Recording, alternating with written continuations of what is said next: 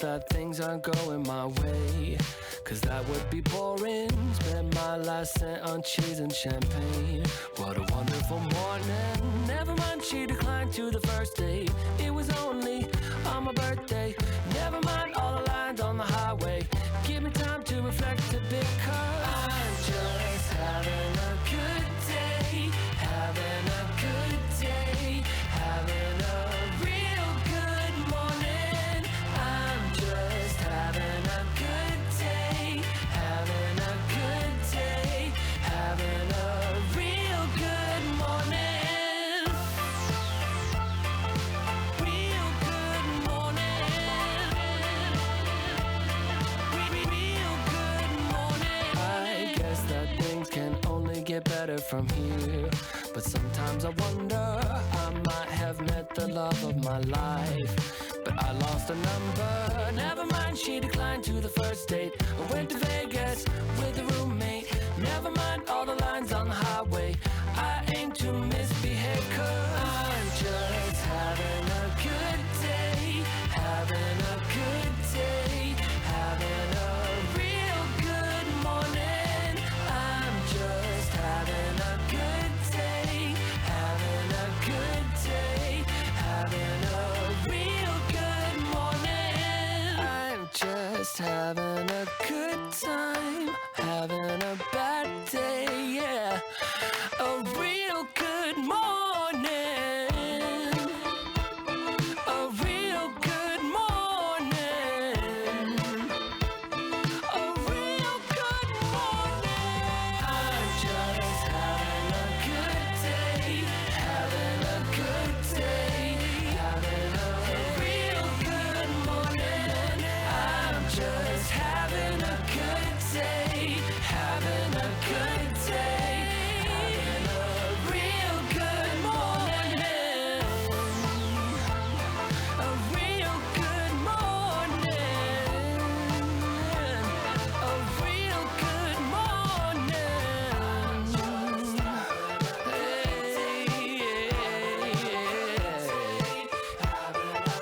Real good morning.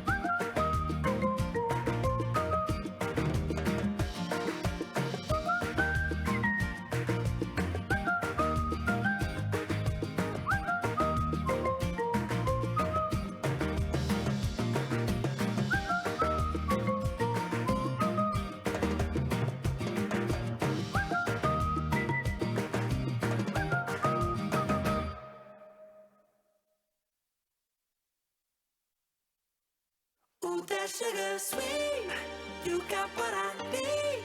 Sipping on the potion, all that good emotion, just my kind of heat. Keep it on repeat, tested by the potion. Loving is devotion.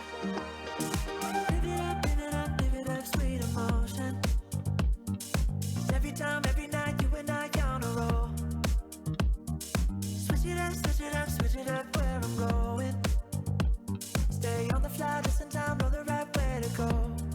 I'm on the road, it's my time, taking control of my life. I want to run the red lights, I've got to run this show. You always take me so high, you always make the highlights. I love the way we vibe, you're like a centerfold. Ooh, that sugar sweet, you got what I need. Sipping on the potion, all that good emotion. Just my kind of heat, keep it on repeat.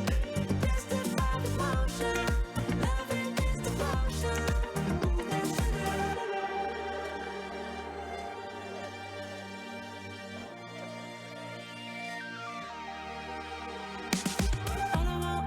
All I want is satisfaction. Make a move, baby, you got nothing to lose. Give me that, give me that, give me that good reaction. Gonna make it right, little like an offer I can't refuse. I'm on the road, it's my time, taking control of my life. I want to run the red lights, I've got to run this show. You always take me so high, you always make the highlights. I love the way we vibe, you're like a centerfold. Ooh, that sugar sweet, you got what I need. Sipping on the potion, all that good emotion. Just my kind of heat, keep it on repeat. Tested by the motion, loving is devotion. Ooh, that sugar sweet.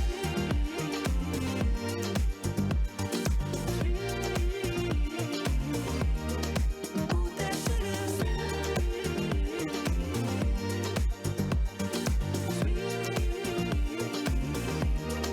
Ooh, that sugar sweet, you got what I need. Sipping on the potion, all that good emotion. Just my kind of heat. 네, 안녕하십니까. 2022년 서울시민대학 미래학 토크쇼 오신 여러분을 환영합니다. 저는 오늘 진행을 맡은 안설랑입니다. 반갑습니다. 네, 감사합니다. 여러분, 미래를 떠올리면요, 앞으로 어떠한 일들이 벌어질지 기대감과 불안감이 공존하게 되는데요. 그렇다면 여러분, 미래를 예측하는 게 과연 불가능한 일일까요? 그 명쾌한 해답 오늘 이 시간에 찾아드리도록 하겠습니다. 미래학 토크쇼를 통해서 예측 가능한 미래를 함께 내다보는 시간을 가져볼 텐데요. 저도 굉장히 기대가 많이 됩니다. 그럼 이렇게 좋은 강연을 또 많은 분들이 함께 보면 더욱 좋겠죠? 미래학 토크쇼는 서울시민대학 유튜브 채널을 통해서 실시간으로 스트리밍이 되고 있고요. 앞으로도 다시 보기가 가능하니까요. 혹시라도 오늘 강연을 놓치시는 분들은 걱정 마시고 다시 시청 가능하다는 점 미리 말씀을 드리도록 하겠습니다. 네, 이제 한 분씩 유튜브로 함께 들어오고 계신데요. 방송 중 실시간 댓글로 궁금한 점이 있으시거나 응원의 댓글 달아주시면 저희가 바로 답변 달아드리도록 하겠습니다. 여러분들의 많은 참여와 응원 부탁드리겠습니다. 네, 그럼 이제 본격적으로 시작해 보도록 하겠습니다. 오늘 저희에게 기술은 어떻게 느껴지고 우리를 바꾸는가라는 주제로 강연을 해주실 분은요. 국민대학교 소프트웨어 융합대학 이민석 교수님을 모셔보도록 할 텐데요. 이민석 교수님은 소프트웨어 교육 전문가로 네이버의 소프트웨어 학교 NHN 넥스트 2대 학장, 한성대 컴퓨터공학과 교수를 거쳐서 국민대 소프트웨어 학부 교수를 역임하고 계십니다. 소프트웨어 쪽의 인재 양성을 위해서 지금까지 쭉 정말 끊임없이 연구하고 계신 분인데요. 교수님 한번 모셔보도록 하겠습니다. 교수님 안녕하세요. 네, 안녕하십니까. 네, 한 말씀 부탁드리겠습니다. 예, 요즘에 날씨도 좋고 코로나도 끝나가서 놀아야 되는데 놀지 않고 이런 강의를 참여해 주셔서 감사드리고, 아마 그 소프트나 인공지능이나 요즘에 여러분들이 새로 듣는 단어들이 많이 있을 거예요. 그 단어들이 어떻게 여러분들한테 오고 또 그게 어떻게 영향을 미치는지에 대해서 오늘 참여하신 많은 분들이랑 얘기를 나누면 좋겠습니다. 고맙습니다.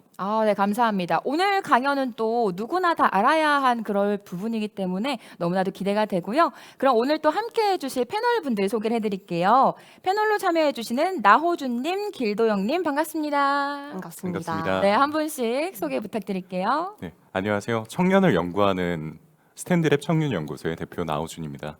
저희 회사는 매년 2,300여 명의 청년들을 만난 청년 연구기관이기도 한데요. 최근 청년 사이에서 굉장히 눈에 띄는 변화가 있습니다. 몇 년 전에 수많은 청년들이 공무원을 준비하면서 이제 고시를 준비했던 현상이 굉장히 화제가 됐던 적이 있잖아요. 최근 이와 비슷하게 많은 청년들이 개발자를 꿈꾸면서 개발학원에 가고 있어요. 이렇게 다음 시대를 예측하고 준비하는 다양한 시도들이 실생활에서도 이렇게 일어나고 있는 것 같습니다. 오늘날 소프트웨어의 교육의 최전선에 계신 이민석 교수님의 인사이트를 귀 기울여 듣고 이제 소프트웨어를 제 삶에 어떻게 접목시킬 수 있을지 또 열심히 고민해 보도록 하겠습니다. 네, 감사합니다. 인사이트를 알아가는 시간 함께 보도록 하겠습니다. 우리 길도영님도 소개 부탁드릴게요. 네, 안녕하세요. 저는 문화예술교육과 길도영이라고 합니다. 오늘 강연 주제가 기술은 어떻게 느껴지고 우리를 바꾸는가이잖아요. 전 여기에서 저 느껴지고의 눈길이 확 가더라고요. 왜냐하면 지금 약간 기술의 홍수 시대에 살고 있다라고 생각하는데요. 어떻게 이 기술이 감각되고 있는가? 에 대해서 생각할 겨를도 없이 이렇게 막 지나가고 있는 것 같아가지고 오늘 그 감각을 조금 더 낯설게 들여다보는 시간이 되었으면 하는 바람이 있습니다. 네. 네, 감사합니다. 이렇게 해서 패널 분들까지 소개를 해드렸고요. 교수님 준비되시면 강연 부탁드리도록 하겠습니다. 예, 오늘은 제가 여러분들이 기술을 접하게 된 경로를 말씀드리고 그게 이제 최종적으로는 우리 삶을 어떤 식으로 바꿀지에 대해서 말씀을 드릴 기회가 되면 좋겠습니다. 예, 지금부터 강연을 시작하도록 하겠습니다. 아마 대부분 분들한테는 이런 그 사진이 친숙하실 거예요. 그 친숙하신 그 그림의 위쪽은 우리가 우주라고 부르는 이제 검은 공간이고 아래쪽은 지구잖아요. 그 사이에 파란 푸르스름한 띠가 있는데 저 푸르스름한 띠가 공기층입니다. 근데 여러분들이 실제 숨을 쉴 때 공기, 질소, 산소, 알곤 이렇게 있는 공기로 숨을 쉬는 것 같으시지만 지금은 공기 반 그리고 소프트웨어 반 이렇게 숨을 쉬십니다. 소프트웨어가 없으면은 전혀 아무것도 하실 수가 없고요. 소프트웨어 때문에 여러분은 사신다고 생각하시면 돼요. 근데 우리가 여태까지 살면서 인문학, 과학, 예술 여기에는 상당한 부채감이 있죠. 우리가 직접 하진 않아도 누군가 그걸 한다 그러면 좀 있어 보이고 그 다음에 가난한데 저걸 하면 가난해질 것 같은데 어떡하지 걱정도 해주시고 하시잖아요.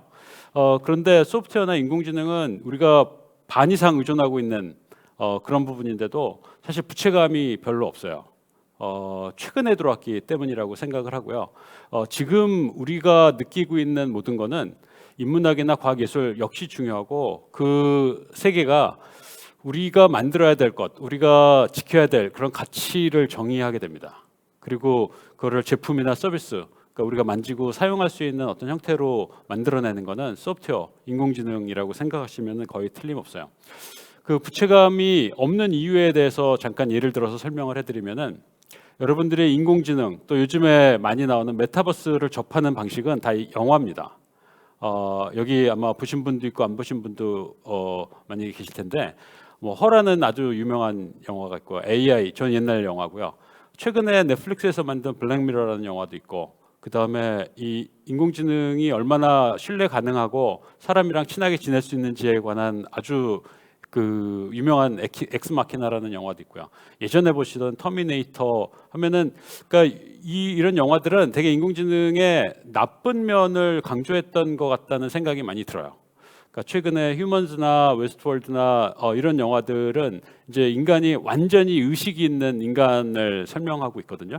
그래서 인공지능이 우리가 지금 보고 있는 기술들, 지금 쓸 수 있는 기술들이랑은 약간 거리가 있는 이런 방식으로 인공지능을 접하셨던 것 같아요. 또 소프트웨어는 사실 소프트웨어를 잘 그릴 수 있는 방법이 없거든요. 우리가 그냥 사용하고 무의식적으로 쓰는 것뿐이지. 그래서 소프트웨어가 영화나 이런 데 드러나는 방식은 되게 해킹이라는 관점에서 드러나게 됩니다. 어떤 훌륭한 개발자들이 착한 일이라든 나쁜 일이라든 자기가 생각하는 적의 시스템에 들어가 가지고 뭔가를 열고 또 뭐 어떤 정보를 캐내고 하는 많은 영화들이 있습니다. 우리나라 영화들도 요즘에는 이제 해킹이 들어가지 않은 영화를 찾아보기가 어려운 것 같아요. 아주 인간적인 드라마 말고는 거의 모든 드라마에서 해킹이라는 걸 보게 되고요. 이게 이제 영화에서 보는 소프트웨어 단면이고, 그 다음에 여러분들이 직접적으로 소프트웨어에 대해서 욱하는 느낌이 들 때가 있습니다. 이게 그 많은 은행이나 정부나 공공사이트, 우리나라에서만 이제 이런 걸 볼 수 있는데 보안 프로그램 설치하는 화면이 엄청나게 자주 나오죠. 최근에는 OS 환경도 바뀌고 모바일 환경을 바뀌어가지고 모바일 환경에서 쓰면 이제 이런 화면들을 거의 보실 수가 없는데 소프트웨어라는 게 우리를 불편하게 하는 거일 수도 있겠다라는 느낌이 드는 이런 장면들을 여러분들은 경험으로 많이 보시게 됩니다. 그 세 가지를 딱 합치고 나면은 사실 소프트웨어나 인공지능 또 메타버스 여러 가지 기술들에 대해서 부채감이라기보다는 내가 쓸 때는 잘 몰랐는데 어느 순간에 딱 보니까 나를 좀 불편하게 한다는 그런 느낌으로 오시게 될 거예요.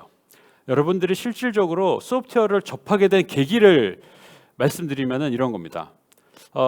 소프트웨어가 내가 의식적으로 설치하는 어떤 물건으로 들어온 거는 스마트폰이 나온 이유라고 생각하시면 돼요. 그전에는 이미 컴퓨터에 있거나 할 수 없이 쓰게 된 뭔가가 있었고요.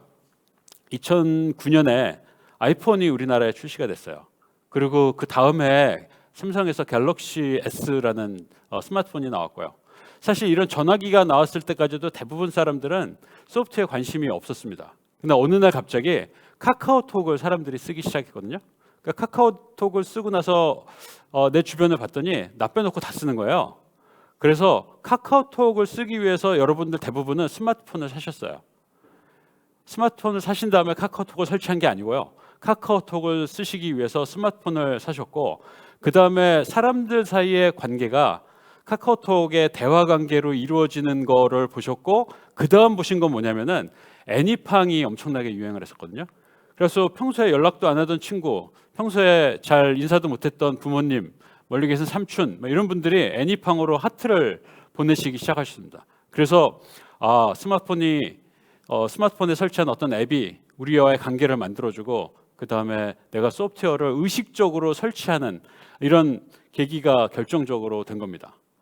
그리고 인공지능은 영화에서만 보다가 어느 날 알파고가 왔거든요. 2016년 3월인데요. 알파고가 이세돌 구단을 가볍게라는 표현이 적당한지는 모르지만 가볍게 이겼죠. 당연히 이제 소프트웨어를 하는 많은 사람들은 알파고가 질 거라고 생각을 했었습니다. 인공지능이 아무리 똘똘해도 바둑이라는 엄청나게 복잡한 게임을 이길 수는 없다고 다들 믿고 있었거든요. 그런데 인공지능이 알파고가 이세돌 구단을 4대1로 이기고 많은 이제 얘기를 남겼죠. 근데 그 많은 얘기 중에 인공지능이 무섭다라는 얘기보다는 인공지능이 우리한테 왔구나라는 생각들을 많이 하신 것 같아요. 그리고 인공지능이 세상을 바꾸겠구나, 일자리도 바꾸겠구나, 기계들이 일자리를 가져가면 사람들은 어떡하나. 그래서 이 알파고가 나온 이후에 많은 얘기들이 오갔고요. 윤리적인 문제도 분명히 나왔지만 세상이 어떻게 바뀌는지에 대한 얘기를 많이 했습니다. 그래서 로봇이 일자리를 바꾸고 인공지능 일자리를 바꾸면은 굶는 사람들을 위해서 기본소득을 좀 만들어야 되겠다. 이런 얘기들을 그 이후 선거 때는 우리가 자주 듣게 계기가 됐습니다. 어쨌거나 지금은 여러분들이 스마트폰하고 그다음에 일부는 PC 이런 데서 앱을 자연스럽게 다운로드를 받아요. 여러분들이 필요한 게 뭔지를 찾고 인터넷에서 검색을 해서 이걸 해줄 수 있는 앱, 그 다음에 어떤 경우에는 정부나 공공기관 같은 데서는 일부러 앱을 만들어 갖고 이거를 써서 이런 서비스가 있어요라는 걸 알려주기도 하죠. 그래서 여러분들이 이제는 의식적으로 소프트웨어를 다운로드해서 사용하기 시작하시게 된 겁니다. 또 여러분들이 자주 사용하시는 것 중에 하나는 소셜 미디어라고 합니다. 페이스북이나 인스타그램이나 또 여러 가지 소셜 미디어 플랫폼을 여러분들은 자연스럽게 쓰시는데 이 소셜 미디어가 아주 강력한 이유는 사용자의 숫자 때문입니다. 지금 세계에 인구가 많은 나라를 따져보면은 중국이 있고 인도가 있고 그다음에 미국이 떵떵거리는 이유 중에 하나는 인구가 많기 때문입니다. 미국 인구가 전 세계 3위 되거든요. 그 인구가 많고 부자 나라니까 그렇게 힘이 센 거죠. 그런데 잘 생각해 보시면은 이런 면이 분명히 있어요. 국가는 내가 선택해서 태어나는 게 아니에요. 어느 날 태어나 봤더니 중국에 태어났고 우리는 어느 날 태어나 봤더니 하필이면은 대한민국에 태어났던 거죠. 그게 어떤 분들한테는 되게 영광스럽고 좋은 일일 수도 있고 어떤 분들한테는 내가 태어난 나라가 그렇게 자랑스럽지 않을 수도 있잖아요. 근데 어쨌거나 내가 선택한 결과가 아니라는 거예요. 태어나 봤더니 그렇게 된 거고 국가와 나와 어떤 인터랙션을 하는 시점을 생각해 보시면은 훨씬 더 절망적입니다. 어느 나라든 국가와 나와 소통을 하는 시간은 아마 대부분 사람들은 오늘이 월급날일 텐데요. 25일이 일요일이라서 월급날 세금이 빠져나가는 걸로 소통을 해요. 그 다음에 아마 7월, 9월 또 이때 뭐 세금 내잖아요. 세금 낼 때 국가와 소통을 하게 되고 그리고 아까 우리도 모르게 들어왔다는 그 소프트웨어나 인공지능처럼 물건을 살 때 이제 부가세를 나도 모르게 내잖아요. 그때 이제 나로부터 국가 쪽으로 어떤 소통이 일어나게 됩니다. 근데 내가 국가에 의식적으로 뭔가를 요구하는 소통도 아주 드물게 있는데요. 그게 언제냐면은 선거 때입니다. 그러니까 국가와 나와는 세금과 선거로 소통을 하는데 그게 내 의지가 아니라 어떤 강제된 행위일 가능성이 매우 높죠. 근데 인스타그램이나 페이스북 또는 기타 등등 그 소셜 미디어를 보면은 이런 서비스는 내가 일부러 들어갑니다. 일부러 선택한 서비스이고 저기 써 있는 29억, 10억 이런 숫자들은 가입한 사람의 숫자가 아니라 적어도 한 달에 한 번은 내가 저기에 좋아요를 눌렀거나 뭐 공유를 했거나 한 숫자예요. 그러니까 내가 의식적으로 뭔가 행위를 한다는 거죠. 그리고 저 플랫폼들은 내 행위뿐만 아니라 나와 친구들 사이의 관계 이런 모든 거를 가지고 광고를 한다거나 어떤 메시지를 선별해서 보여준다거나 하는 행위를 합니다. 그렇기 때문에 사람과 사람과의 관계 또 내가 의식적으로 한 행위들 때문에 아주 강력한 플랫폼으로 동작을 하는 거죠. 그래서 어떤 선전용으로 사용한다거나 정치적으로 소셜 미디어가 아주 많이 활용되고 있습니다. 그게 이제 소프트웨어가 아주 강력한 이유 중에 하나인 거죠. 또 인공지능은 이런 식으로 들어옵니다. 예전에 우리가 에어컨 광고를 보시면은 우리의 여신 김연아 선수께서 구체적인 광고를 해요. 이 에어컨은 에너지를 이런 방식으로 절약하고요. 이 에너지는 공기를 이런 방식으로 깨끗하게 만들어주고요. 기술을 낱낱이 설명을 합니다.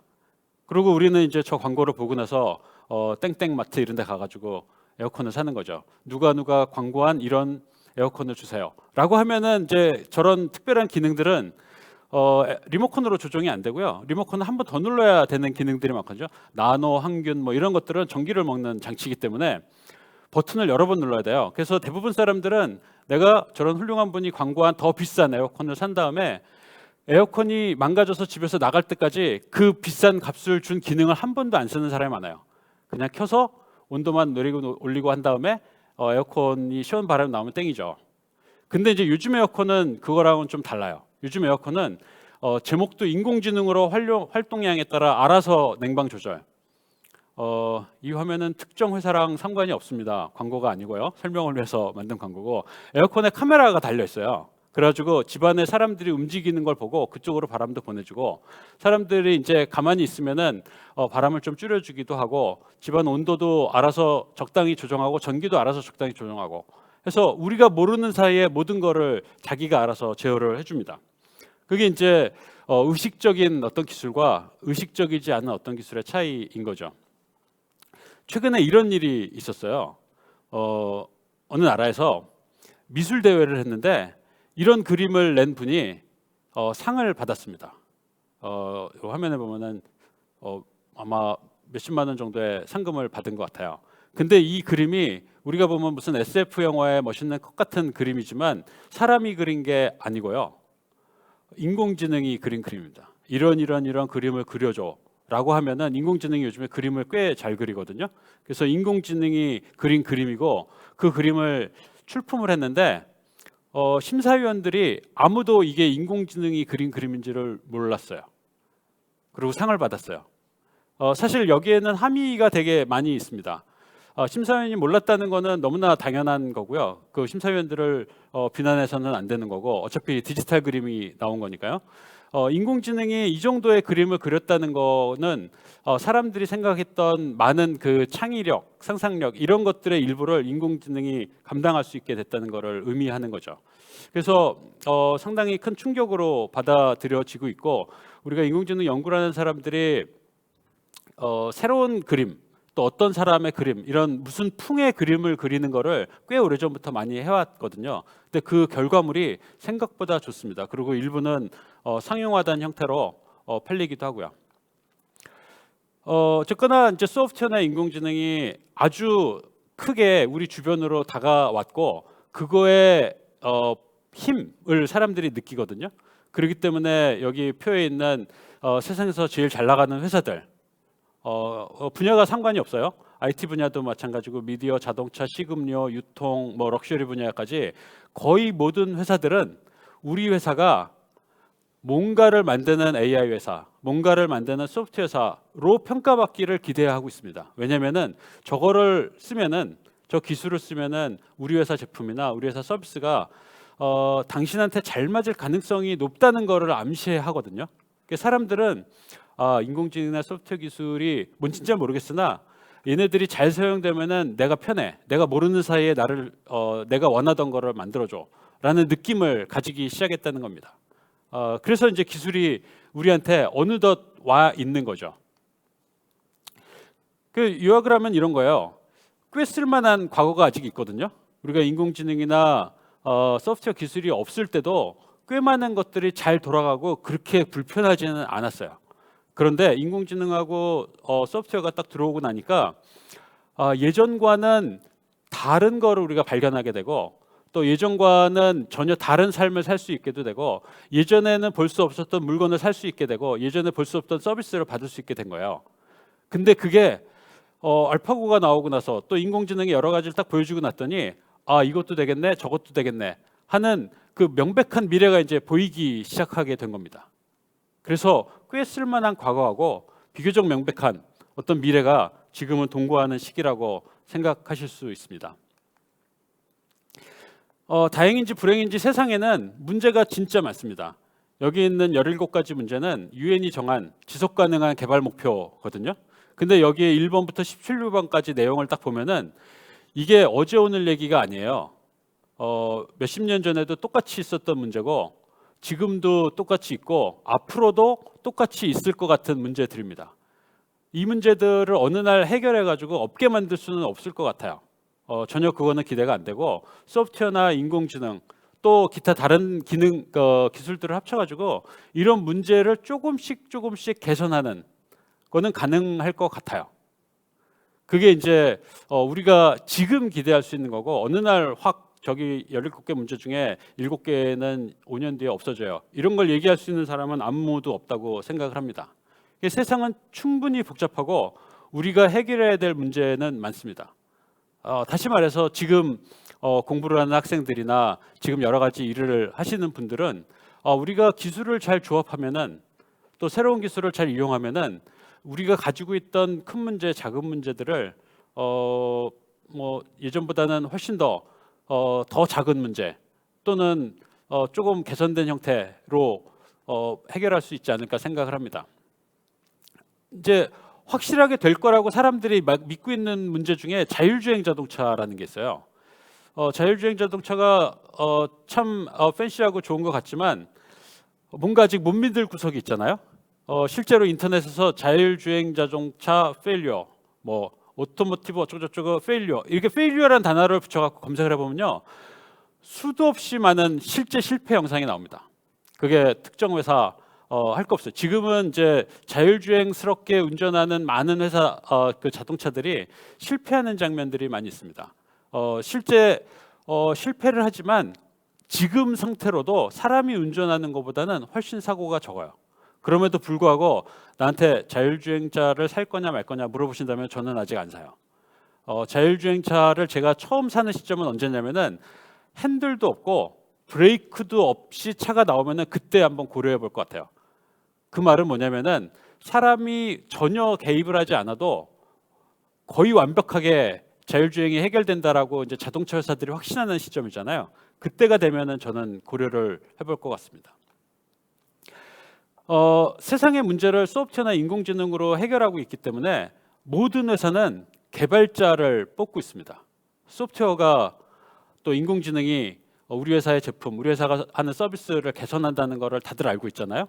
그리고 우리 회사가 여태까지 모아왔던 데이터가 사람들의 진짜 욕망을 알아내고 그 문제를 해결할 수 있다고 생각하고 있기 때문에 개발자들이 들어가 가지고 그 데이터를 어떤 식으로든 분석을 해서 인사이트를 만들어내고 그걸 제품화하는데 그 어떤 식으로든의 일부가 이제 머신러닝, 인공지능인 거죠. 그래서 개발자들이 많이 필요해요. 모든 회사가 개발자를 뽑고 있고 직방 같은 회사가 신입사원한테 8천만 원을 주겠다고 광고를 할 정도입니다. 직방이 중요한 게 아니라 8천만 원이 중요한 건데요.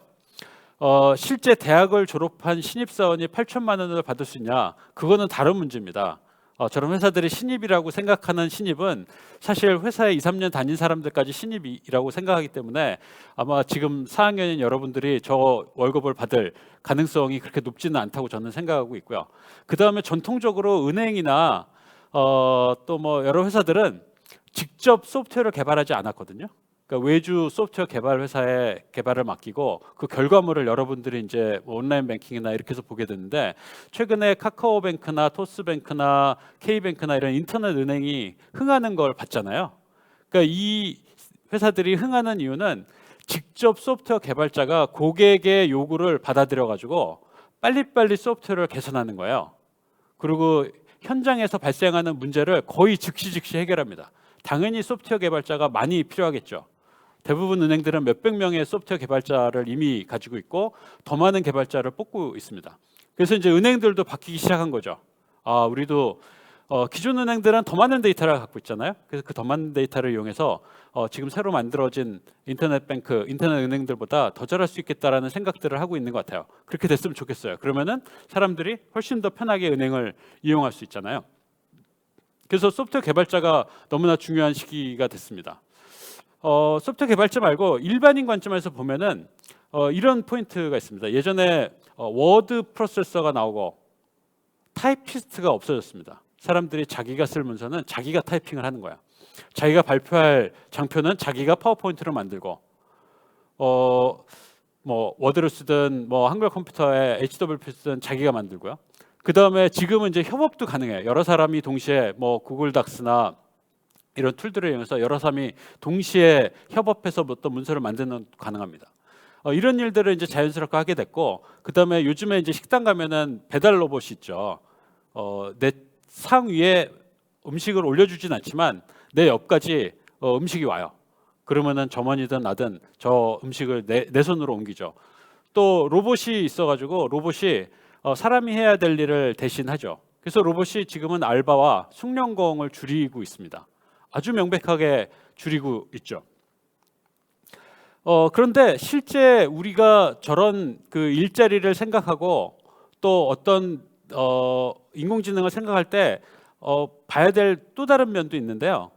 실제 우리가 필요하다고 느끼는 것과 데이터로 발견되는 것은 조금 다르다는 겁니다. 그러니까 현실적으로 당장 해야 될 노동의 일자리를 로봇이나 인공지능이나 뭐 다른 소프트웨어가 바꿔주는 거는 쉽게 느낄 수 있는데 느낄 수 없는 면이 어떤 게 있냐면은 이 에밀 졸라가 쓴 소설인데요. 여인들의 행복백화점이라는 소설이 있습니다. 더 파라다이스라고 BBC에서 이거를 드라마로도 만들었어요. 여기 보면은 왜 백화점에 우리가 가냐라는 질문이 있습니다. 백화점에 왜 가게요? 사람들은 물건을 사러 가는 것 같지만 많은 사람들은 백화점에 가가지고 사람들이 왔다 갔다 하잖아요. 우리가 마트 갈 때도 똑같은데 세상이 변하는 거를 느끼러 가는 거예요. 이거를 에밀 졸라가 무려 수십 년 전, 거의 100년쯤 전에 얘기를 했다는 거잖아요. 그러니까 우리가 하는 많은 행위들, 표면적인 행위들과 실제 내면의 욕망, 내면에서 원하는 거는 다르다는 의미입니다. 그 다르다는 거를 우리가 데이터로 알아낼 수 있어요. 인공지능 시대에는 모든 데이터가 아마도 클라우드 이런 데 모이거든요. 그 데이터가 우리가 아는, 그러니까 단편적으로 느끼는 여러 데이터일 수도 있고, 뭐 DNA 정보일 수도 있고, 정부가 공개하는 많은 데이터일 수도 있고, 영상일 수도 있고, 또 악보, 음악 이런 거일 수도 있죠. 그런 많은 데이터들이 클라우드에 모이고 그 클라우드에 모인 데이터로 우리는 판단을 하게 돼요. 그 판단의 결과가 이런 거예요. 지금 이 그림은 공항에 공항을 찍은 건데요. 공항에 가면은 우리가 많은 광고판들을 보게 됩니다. 그 광고판이 어떤 광고판이냐면은 사람들의 욕망을 담은 광고를 하는 게 맞는 거잖아요. 그 공항에 갈 때 여러분들은 뭘 생각하세요? 공항이 뭘 하는 곳이에요? 비행기를 기다리는 곳이라고 생각하시겠죠. 근데 사람들은 공항에서 비행기를 기다리지 않아요. 그러면은 공항에 비행기 광고가 있어야 되겠죠. 공항에 앉았을 때 비행기 하면은 비행기 광고가 쭉 있어야 되는데 공항에 가면 비행기 광고가 없어요. 왜냐면은 공항은 내가 비행기를 타고 가서 누군가를 만나는 곳이기 때문이거든요. 내가 비행기를 타고 어딘가 가고 맛있는 거를 먹을 곳, 내가 비행기를 타고 어딘가서 멋진 사진을 찍을 곳, 어딘가 가서 내가 준비한 선물을 누군가한테 전달하고 어딘가 가서 내가 뭔가를 받을 곳이에요. 그래서 공항에 가면은 어느 관광지의 음식 광고, 어느 관광지에 가서 어떤 포즈로 사진을 찍어야 되는지 이런 광고만 잔뜩 있습니다. 옛날에는 이거를 어떤 선각자, 인사이트가 있는 사람이 알았어요. 그래서 공항에는 스마트폰이 없었던 시절, 옛날에도 인공지능이 없었던 옛날에도 비행기 광고가 없었던 거예요. 근데 지금은 공항에 가서 사람들이 뭘 검색하는지를 보면 알아요. 어떤 앱을 보는지 알잖아요. 그러면은 다들 인스타그램, 또 페이스북, 또 무슨 검색을 해가지고 아까 얘기했던 것들을 검색해요.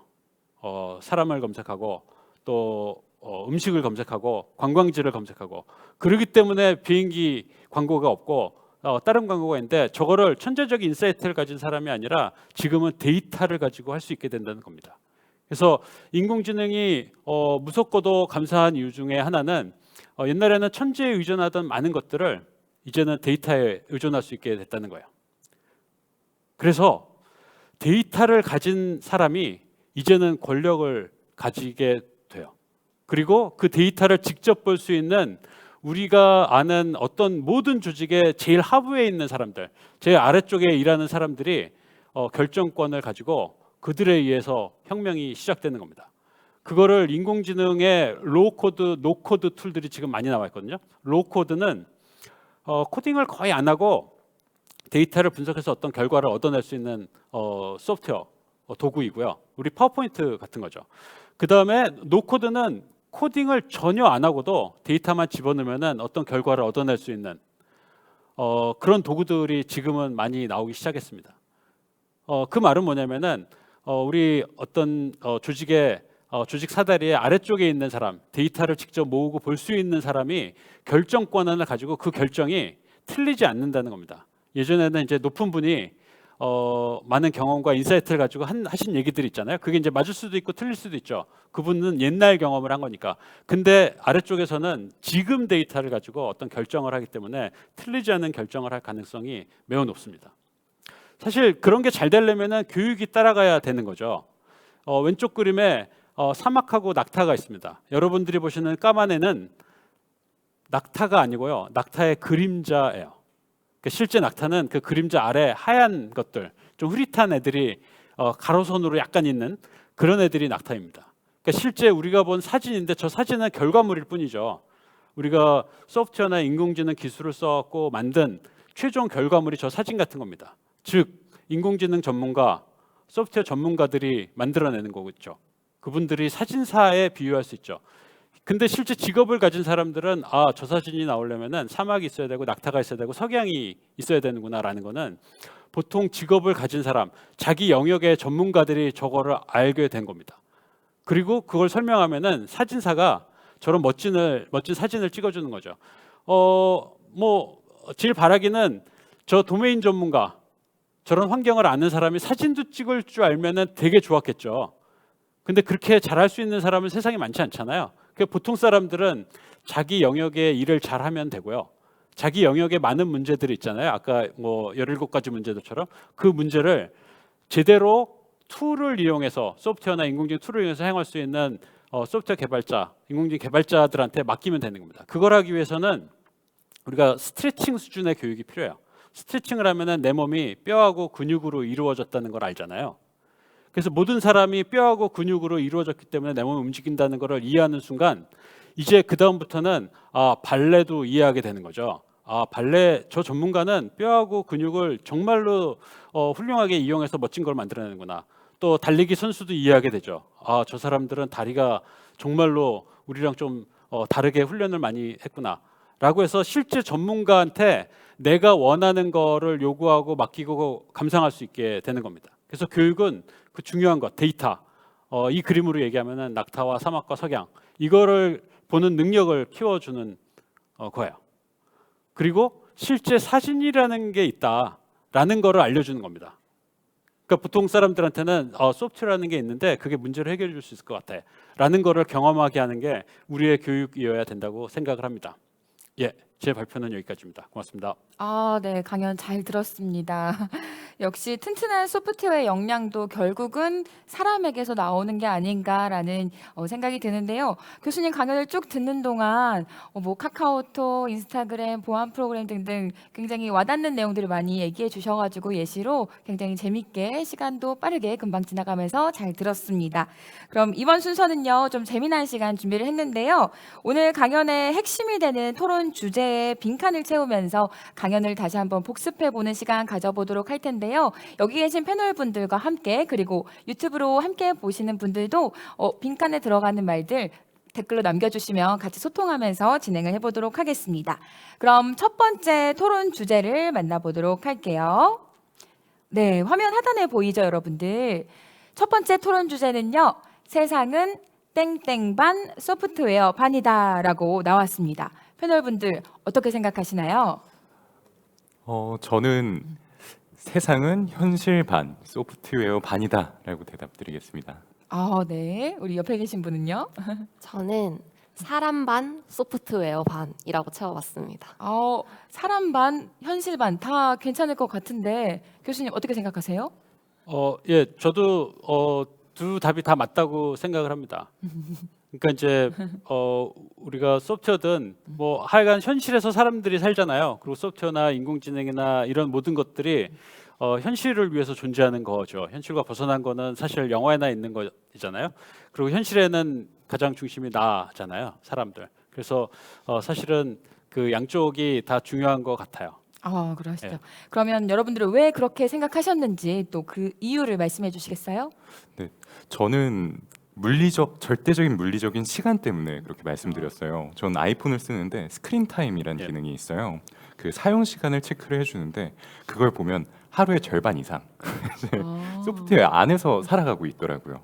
그런 걸 보면서 현실 속에서 소프트웨어 비중이 점점 높아지고 있다. 그래서 그렇게 생각이 들어서 답변을 드렸습니다. 네, 우리 길도영님은요? 전 되게 단순하게 생각했는데요. 소프트웨어로 점철된 세상인데 그 소프트웨어를 만드는 것도 인간이잖아요. 그러니까 소프트웨어 수만큼 인간도 있지 않나 해서 사람 반 소프트웨어 많이 했습니다. 네, 이렇게 패널분들의 의견 들어봤고요. 지금 유튜브 댓글로도 많은 분들이 댓글을 남겨주고 계십니다. 그렇다면 교수님 정답 한번 말씀해 주시겠어요? 정답은 사실 두 분 말씀하신 것도 정답인 것 같아요. 근데 이제 현실이든 사람이든 소프트웨어를 사람이 만들기도 하지만 우리가 그 소프트웨어가 없으면은 지금은 거의 뭐 죽을 가능성이 높지 않겠어요? 네, 여기 어떻게 오셨어요? 다 차를 타고 오셨잖아요. 맞습니다. 차도 소프트웨어로 구성돼 있고 또 우리가 지금 이게 유튜브 방송을 하는 것도 역시 다 소프트웨어로 다 하는 거고 해서 소프트웨어가 없으면은 지금은 정말로 아무것도 할 수 없는 것 같아요. 그리고 우리의 안전도 보장하기가 어려운 것 같습니다. 그래서 소프트웨어 반, 공기 반 이렇게 숨을 쉰다고 저는 뭐 얘기를 많이 하고 있는 편입니다. 네, 맞습니다. 지금 멍님, 최영아님, 한진님 다들 공기반, 공기 이렇게 딱 정답을 적어주셨네요. 그렇다면 우리나라 소프트웨어 경쟁력을 평가한다면 어떤 것 같아요, 교수님? 우리나라는 소프트웨어를 상당히 잘하는 나라 중에 하나입니다. 비교적 인터넷 인프라가 잘 깔려 있고요. 그 다음에 결정적으로 우리나라 사람들은 정말로 다이나믹한 것 같아요. 그래서 이런저런 요구를 많이 하고 그 요구를 빨리빨리 수용해 주기를 기대하고 있어요. 그래서 그게 이제 우리가 쓰는 앱이든 아니면은 뭐 전화기의 기능이든 자동차든 하는 모든 거를 빨리 진행하고 빨리 실험을 하는 것 같아요. 그래서 우리나라가 비교적 그 첨단 기술들, 특히 소프트웨어 관련된 첨단 기술들이 처음으로 실험되는 나라 중에 하나인 경우가 많습니다. 그래서 개발자들도 거기 맞춰서 하려면 일을 잘해야 되잖아요. 그래서 개발도 잘하고 소프트웨어적인 엄청난 강점이 있는 것 같습니다. 우리나라가 소프트웨어에 네. 강점이 있다 말씀해 주셨어요. 혹시 질문 있으신가요? 저도 이제 소프트웨어가 예. 세계를 지배한다는 말이 이제 점점 더 와닿고 있는데요. 얼마나 남은 것 같다고 생각하십니까, 교수님? 이미 이제 소프트웨어가 워낙 많이 사용되고 있고요. 앞으로도 계속 될 것 같아요. 그리고 사람들이 어떤 문제를 해결하는데 소프트웨어 의존성이 점점 커가는 것 같아요. 이제 보통 사람들은 사실 문제를 발견하는 거를 잘하면 되는데 그 문제를 해결하는 쪽의 입장에 있으면은, 그러니까 회사에 다니거나 아니면 공무원이거나 모든 사람들은 자기가 문제를 해결해야지 월급을 받잖아요. 네. 그러니까 이제 문제를 찾기도 하고 해결하기도 하는데 그 해결하는데 소프트웨어 역할을 매일 느끼거든요.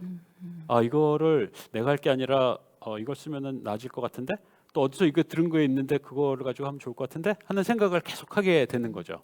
그래서 소프트웨어는 계속 발전하고 계속 갈 것 같아요. 점점 더 중요해지고요. 네, 점점 더 중요해지고 있는 소프트웨어에 대해서 이야기를 나누고 있는데요. 첫 번째 토론 주제였던 세상은 공기반 소프트웨어 반이다. 그럼 이어서 두 번째 토론 주제에 넘어가 보도록 하겠습니다. 두 번째 함께 보시면요. 화면에 하단에 나와 있습니다. 소프트웨어가 기업의 땡땡을 결정합니다. 과연 이 땡땡 빈칸에 들어갈 말은 우리 패널분들 어떻게 생각하시나요? 저 먼저 할까요? 저는 효율을 결정합니다. 라고 효율. 넘어봤습니다. 효율이라고 해주셨고요. 저는 기업의 생사를 결정합니다라고 네. 말씀드리겠습니다. 이렇게 말씀을 해주셨는데 또 그 근거를 또 말씀해 주시겠어요? 저는 여전히 소프트웨어라고 하면 PC에 깔린 프로그램을 먼저 생각하게 되는 것 같아요. 근데 저는 이제 막 엑셀이나 파워포인트나 한글 같은 거를 다룰 때 그냥 클릭 몇 번이면 다 되잖아요. 근데 그게 없는 세상이라고 생각하니까 엄청 효율성이 떨어질 것 같은 거예요. 그래서 그런 게 제일 먼저 생각이 나가지고 효율로 빈칸을 채워봤습니다. 지금 말씀해 주셔서 상상을 해봤는데 정말 이런 게 없다면 시간이 너무 오래 걸릴 것 같아요. 그렇군요. 우리 나호주님은요? 네, 저는 스타트업 대표로서 생사를 결정하는 것 같다라고 답변을 드렸는데요. 정말 소프트웨어 없이는 기업이 살고 죽느냐를 결정지을 만큼 중요한 부분인 것 같아요. 매일 쓰는 소프트웨어만 해도 메신저, 디자인 툴, 개발 툴, 다양한 업무를 소프트웨어 기반으로 진행이 되고 있기도 하고요. 더구나 소프트웨어는 요즘에 좀 언어 같다라는 생각도 들어요. 그래서 이 언어를 모르고는 시장에서 살아남는 게 정말 어려운 것 같다 생각을 합니다. 그래서 많은 스타트업의 대표들이 그래서 영어 학원에 가듯이 회사 마치면은 개발을 배우러 가요. 저도 자바를 배우러 가기도 하고요. 그래서 이거 모르고는 과연 잘 살아남을 수 있을까 생각이 들어서 생사라고 답변 드렸습니다. 네, 소프트웨어가 기업의 생사를 결정합니다. 이것도 좀 맞는 말인 것 같은데 교수님 정답이 있었나요? 예, 제가 원래 이제 아까 슬라이드에서 제시한 정답은 이제 가치인데요. 두 분이 같은 얘기를 하신 것 같아요. 그러니까 효율이 낮은 기업은 망하잖아요. 네. 저희가 이제 기업의 제일 중요한 건 생산성인데 그 생산성이 낮으면은 망하게 될 거고, 그 다음에 이제 그 망한 결과가 생사라고 할 수 있는 건데, 지금 소프트웨어가 생산성을 높이는 용도로 분명히 사용되는 면도 있고요. 소프트웨어가 새로운 가치를 가지게 된 이유 중에 하나는 소프트웨어 자체가 가치롭기 때문입니다. 그러니까 예전에는 소프트웨어를 가지고 이전 업무를 효율화하는 데 많이 사용했어요. 예를 들어 은행이나 또 뭐 공공기관, 병원, 학교 이런 데는 전산화라는 걸 통해서 소프트웨어로 생산성을 높이는 일을 했거든요. 근데 잘 생각해 보시면은 은행이 소프트웨어로 은행을 바꿔도 결국 은행이에요. 병원도 소프트웨어로 바꿔도 결국 병원이고, 학교도 학교고, 또 정부도 정부고. 그래서 이전에 있던 업무를 소프트웨어가 바꾸지 않은 게 옛날 소프트웨어예요. 근데 지금 소프트웨어를 생각하시면은 좀 달라요. 아까 우리가 페이스북이나 인스타그램 같은 그 소셜 미디어를 얘기를 했었는데 얘는 업무랑 상관없는 거죠. 그다음에 유튜브도 대부분 요즘에는 이제 업무에서 사용하지만 유튜브도 업무랑 상관없이 발전을 했죠. 그 말은 어떤 거냐면은 소프트웨어 자체가 가치를 가진다는 겁니다. 그러니까 예전에는 이전 업무의 가치의 생산성 정확도를 높이기 위해서 소프트웨어가 사용됐다 그러면은 지금은 소프트웨어 자체가 스스로 가치를 가져서 그 회사가 좋아져요. 근데 이제 이걸 보니까 소프트웨어 가치가 어디서 나왔냐를 보니까 우리가 제공하는 거에 사람들이 원하는 것들, 내면의 욕망이나 그 욕망이 담긴 어떤 형태의 물건 이게 중요하다는 걸 이제 회사들이 알게 된 거잖아요. 그래서 자기 제품 서비스에 소프트웨어를 담기 시작한 거예요. 그 결과가 개별 사람들에 대한 서비스를 개선하고 그 다음에 이 제품이 정말 본질적으로 했어야 될 거를 딱 찾아가지고 개선하는 일들을 하게 된 겁니다. 그게 이제 회사의 가치를 높이는데 결정적으로 영향을 주는 거죠. 그게 없어지면은 이제 회사는 망하겠죠. 행사에도 문제가 생기고 그게 없으면은 회사가 기존에 하던 모든 업무에서도 이제 처지게 되고 그래서 두 분 정답도 맞고 그 정답의 결과가 가치라고 생각을 해요. 그럼 교수님께서 준비해 주셨던 정답은 가치였죠. 지금 댓글에서도 가치 그리고 미래 이렇게도 댓글이 올라오고 있습니다. 혹시 나오즈님 질문 있으신가요? 말씀해 주신 것처럼 그러면 업무 외에도 모든 전반적인 소프트웨어화라는 것이 기업을 평가하는 주요 지표가 될 수도 있다는 의미이실까요? 그렇죠. 지금은 이제 스타트업을 평가해서 투자를 할 때도 이 회사가 가진 데이터, 이 회사의 개발 역량을 많이 보잖아요. 그 이유는 데이터를 얼마나 잘 활용할 수 있느냐가 이 회사가 발전할 가능성을 얘기하고 있기 때문이고요. 그 다음에 이런 얘기도 하는데 어떤 회사에 이제 우리가 주식을 사거나 투자를 할 때 뭘 봐야 되냐라는 질문을 누구나 다 하고 싶잖아요. 그때 이제 어떤 투자사 대표님이 이런 얘기를 하셨어요. 이 회사가 개발자들이 얼마나 들어가고 싶은 회사인지를 보라고. 개발자가 들어가고 싶은 회사들은 좋은 개발자가 들어가가지고 그 회사의 소프트웨어 역량, 즉 그 제품이나 서비스의 역량을 높일 수 있기 때문에 그 회사는 분명히 발전할 거다라고 얘기를 하고 있는 겁니다. 우리 도영님 얼굴이 딱 뭔가 더 궁금한 게 네. 있을 것 같아서 네, 질문해 주세요. 그 아까 전에 강연 내용 중에 그 직방 예시 드시면서 이렇게나 많은 개발자를 원하고 있다라는 말씀을 하셨는데 근데 그렇게 구한다라는 것은 결국에 그만큼의 공급을 못 따라간다라는 네. 거잖아요. 결국에 이게 인력난, IT 인력난이라고 할 수 있는데 이 원인이 어디에 있다고 생각하세요? 원인이 이제 여러 가지가 있는데 당장 이제 눈에 띄는 원인은 우리나라의 IT 인력 공급 역량이 부족하기 때문이에요. 그러니까 대학교 또 요즘에 이제 고등학교를 졸업하고 바로 취업하는 친구들도 있는데 특성화고등학교나 마이스터고등학교 이 정원을 다 합쳐도 몇만 명 안 되거든요. 근데 개발자 요거는 몇십만 명이래요. 그래서 이제 안 되는 거고 이렇게 된 원인의 이제 근본적인 거를 좀 따라가면은 2000년대 초에 닷컴 버블이 있었어요. 닷컴 버블이 끝나고 많은 스타트업들이 망했거든요. 그리고 그 스타트업들도 다들 소프트웨어를 하고 있었어요. 그러니까 스타트업이 망했다는 거는 소프트웨어 개발자들도 망했다는 걸 의미하는 거죠. 그래서 개발자를 하면 망하는구나라는 상황이 꽤 오랫동안 지속됐습니다. 그게 2010 몇 년 정도까지 계속됐고 그 계속된 거의 단면이 뭐냐면은 대학 입시에서 소프트웨어 관련 전공이 성적이 낮았어요. 그리고 결정적으로 결혼정보회사에 내가 바라는 상대 직업은 이런 조사하면 소프트웨어 개발자가 바닥을 쳤었거든요. 그건 아주 심각하죠. 네. 그래서 항상 이제 소프트웨어 개발자가 별로인데라는 생각을 사람들이 하게 됐고요. 그게 2010년대 초반 정도까지가 그렇게 됐습니다. 그러니까 이제 그 사람들이 이제 업계에 나와가지고 중견 개발자가 될 시점이 이제 요새인데 중견 개발자가 없으니까 신입이 딱 들어오면은 누군가 봐줄 사람이 없잖아요. 그러니까 내가 직업적으로 성장하기가 되게 어려우니까 그게 이제 악순환이 계속됐던 거예요.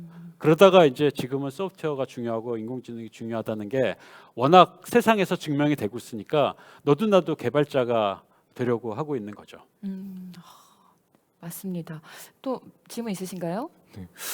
진짜 저도 이런 인력난에서 예. 어떤 상황인지 시니어 개발자가 왜 지금 약간 부재한 상황이 지금 초래됐는지 지금 말씀해 주시는 거 들으면서 그런 것 같다 이런 생각이 좀 들었던 것 같아요.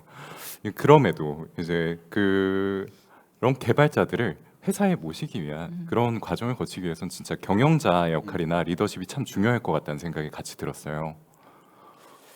예, 개발자를 뽑으려면은 뭐 월급을 많이 주면 되죠.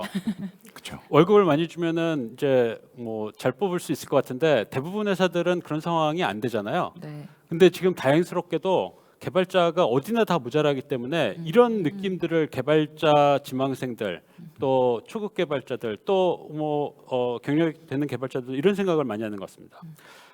소프트웨어 개발자 시장은 성장 주도의 시장이에요. 기술이 워낙 빨리 바뀌기 때문에 내가 A라는 기술을 배우고 나서 다른 기술을 배우지 못하면 도태되거든요. 그러니까 힘들어지는 거죠. 망하진 않아요. 개발자들은 영원히 많이 필요하기 때문에. 근데 이제 약간 뒤처지게 되는데 그래서 개발자들은 A라는 회사에 있다가 B라는 회사로 옮기는 거를 두려워하지 않아요. 새로운 걸 배우기 위해서. 큰 회사에 있다가도 스타트업으로 나와요. 지금 이거를 우리는 되게 많이 보고 있습니다. 이렇게 할 수 있는 이유는 내가 기술을 배우면 다시 큰 회사에 또 갈 수 있다는 확신이 있기 때문이기도 하고요. 이래서 이런 상황에서 사람들은 어떤 생각을 하냐면은 소프트웨어 개발자들은 전체 인력 시장을 한 회사처럼 봐요. 그래서 A라는 회사에서 B라는 회사로 옮길 때 부서 옮기듯이 옮기거든요. 그거가 가능해지려면 회사 입장에서 뭘 해야 되냐? 우리 회사가 잘 성장하고 배울 수 있는 회사라는 거를 개발자들한테 알려줘야 되는 거예요.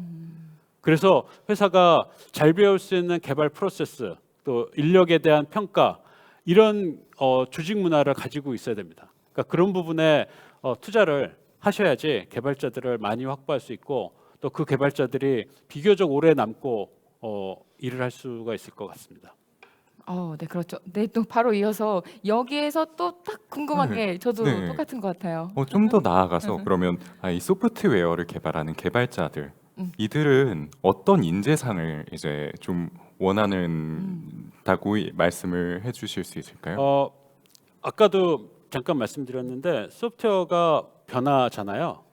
계속 변하기 때문에 소프트웨어 개발자들은 항상 이런 느낌이 있어요. 내가 지금 하고 있는 거를 몇 년 계속 더 하면은 내가 별로 안 좋아하는 저 선배처럼 될지도 모르겠다라는 두려움이 항상 있잖아요. 그렇기 때문에 배워야 되는데 회사 입장에서도 마찬가지죠. 이 친구가 빨리 성장해서 우리 회사에서 중견스러운 일을 하고 그리고 우리 회사가 감당할 수 있는 연봉을 받아야 될 때 놔주고 아까 얘기했던 새로운 조직 문화로 또 신입을 받아들여서 얘가 잘하고 하는 게 돼야 되잖아요. 네. 그래서 회사에서 직원들을 뽑을 때도 항상 이 관점이 있는 것 같아요. 너는 뭘 잘하니? 그 다음에 너는 어떻게 배우는 아이니? 해서 잘 배우는 사람을 좋아하는 것 같아요. 그래서 소프트웨어 개발자들한테 제일 중요한 거는 학습 능력이에요. 내가 어떻게 새로운 기술을 배우고 경험하고 그거를 내 가치로 삼는지 이제 그거를 잘하는 개발자를 좋아하는 것 같아요. 그래서 잘 배우는 친구 여기가 이제 첫 번째 핵심인 것 같습니다. 학습 능력 예. 중요하다. 지금 받아 적으려고 그랬어요. 지금 댓글로도 창업하려면 소프트웨어 개발자부터 해야겠다, 메모를 해야겠다 해주셨고요. 캐로피님도 요새 다들 코딩 많이 배우는 것 같은데 막상 인력이 부족하다니 신기하네요. 저도 최근에 중학교 친구들을 만났는데 중학생들도 코딩을 배우더라고요. 그렇게 진행이 되고 있습니다. 혹시 더 질문 있으신가요, 나우주님? 네. 네. 이외 이외. 충분히 네, 됐다 좋습니다. 것 같습니다. 그럼 다음 토론 주제로 넘어가 보도록 하겠습니다. 화면 하단에 토론 주제를 띄워드릴 테니까요. 여러분들 지금 많이 댓글 남겨주고 계신데 계속해서 남겨주시면 고맙겠습니다. 세 번째 토론 주제는요. 네, 모든 행위의 주어는 교사가 아닌 땡땡으로 바꿔야 한다라고. 땡땡 과연 어떤 말이 들어가면 좋을까요? 네, 패널분들 대답 부탁드릴게요. 모든 행위의 주어는 교사가 아니라 네. 학습을 주어로 바뀌어야 한다 아닐까요? 네. 교수님 옆에 계신 우리 어떻게 생각하세요? 저는요 네. 학생이라고 생각했습니다. 학생이라고 네, 네. 생각했습니다. 여러분들도 보시면서 땡땡에 들어갈 말 어떤 게 있으면 좋을까 한번 같이 남겨주시면 좋을 것 같아요. 교수님 정답은 무엇인가요? 제가 생각하는 정답은 이제 학생인 것 같아요. 네. 그러니까 이전에 우리가 교육이라는 걸 얘기할 때 처음에 생각하는 방식은 누군가 선생님이 네. 학생들한테 지도를 하고 음. 그 다음에 쉽게 얘기하면 진도 나가고 시험 보고 성적 주고 이게 이제 우리가 교육이라고 생각했는데 요즘에 보니까 유튜브 또 뭐 무크 이런데 훌륭한 선생님들이 많이 계시잖아요. 그렇기 때문에 선생님이 강의를 하는 거는 지금은 뭐 하시면은 뭐 좋을 수도 있지만 제일 바람직한 형태는 아닌 것 같아요. 왜냐하면은 그 선생님보다 훨씬 더 잘 가르칠 수 있는 선생님이 유튜브에 있거든요. 맞습니다. 그래서 강의를 하는 거는 제일 잘 가르치시는 몇 분만 하시면 되고 이제 다른 분들은 토론을 하고 질의응답을 해주고 그 다음에 학생들이 실제 배우는 거는 경험을 통해서 배워야 되거든요. 책을 통해서 시험을 봐서 배우는 게 아니라. 그래서 학생들한테 경험을 줘서 배우는 게 교육이어야 되고 그러려면은 주어가 선생님이 아니고 학생이어야 된다는 거죠. 그렇군요. 우리 나우진님 혹시 질문 있으신가요? 네.